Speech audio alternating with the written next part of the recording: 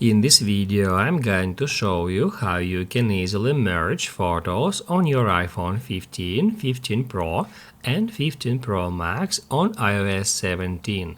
Be sure to watch the video to the very end so you don't make any mistakes, and of course do not forget to like this video and subscribe to my channel.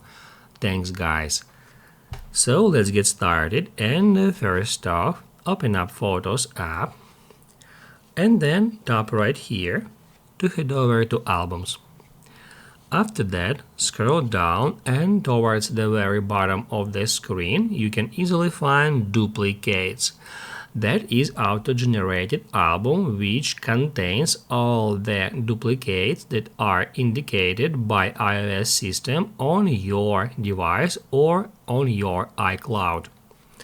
Just get into that album to see all the duplicates, and that's where we are able to merge all the duplicates in one single file.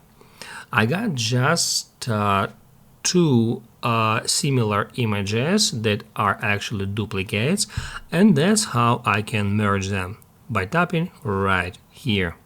To merge these two items, I'm gonna tap right there. That's how we can easily merge photos on our iPhone. If this video helped you out, don't forget to hit the like button.